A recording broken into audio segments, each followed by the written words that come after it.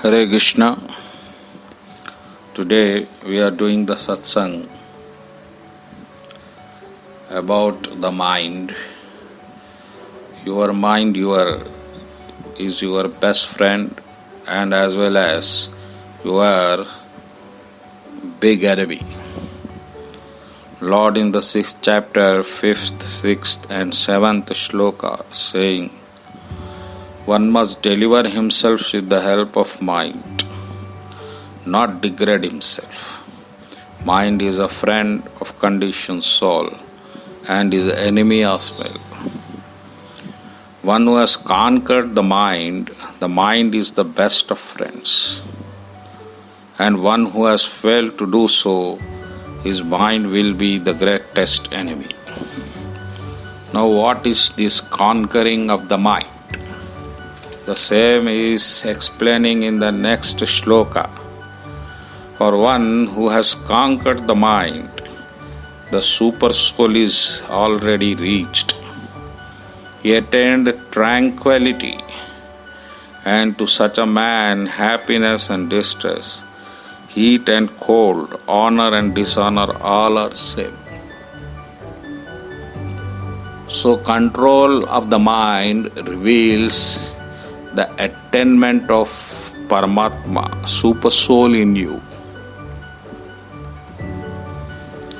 The mind is the separated energy of the Lord.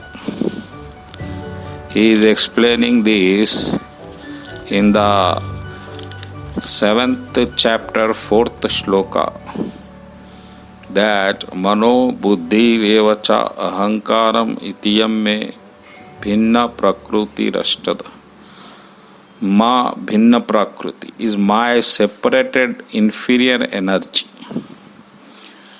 And because it is separated from the God, that energy is in agitating condition. It is restless and it will not rest unless it reaches the Supreme Lord.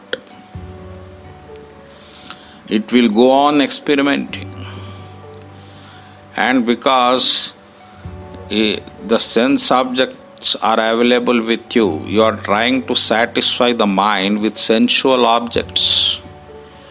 And the more you will try to give sense objects to the mind, the more it will become agitated.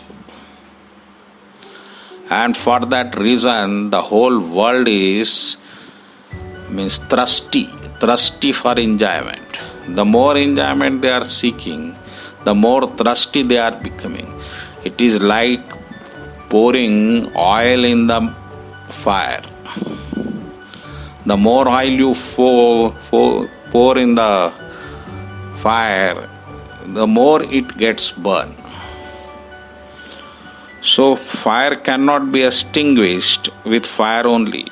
Fire can be cooled off only by water. In the same way, your inquisitiveness of mind, your restlessness of mind, your thirstiness of your mind can be overcome only with the association of Supreme Lord, who is situated in the hearts of everyone as Paramatma. And at that time, the mind will rest in total solace, total peace. So that is the secret. And once it is established in peace, it get established in equanimity also. And equanimity of mind can attain a target very easily. Oneness of mind is there, it can be fixed on any target. So all big targets of life can be achieved when the mind attains tranquility. And if it is not tranquil mind, then it will always be agitative, flexible, flickering, and with the insignificant enjoyment of sensual pleasure, you cannot make your mind tranquil. It cannot avoid its restlessness, because the enjoyment you are providing it is very insignificant according to the calculation of the mind.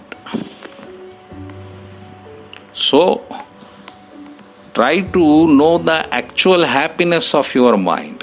It does not lies in the materialism. It does not lies in the sensual objects. It does not lies outside the world. It is inside your heart. And once you get established the mind, a permanent, uninterrupted association with the Supreme Lord, then you start resting. Like a calm water of lake. It will be unmoved, unagitated, fixed. So Lord is saying, if you can do like this, then the mind will be your friend. Otherwise, the same mind will spoil you, because it will be always demanding enjoyments from you until it gets its total enjoyment, and you have to run for it. You have to become the servant of that. And mind is very bad as a master. It is good as servant only. So make your mind servant instead of master. Give it right enjoyment, then it will listen to you, because once it gets satisfied, then definitely it will listen to your targets. Unless and until it will not fix on targets, and it will be always agitative. So fix your mind on Lord Sri Krishna, then it will attain tranquility, then the peace will come to you. Hare Krishna, and thank you.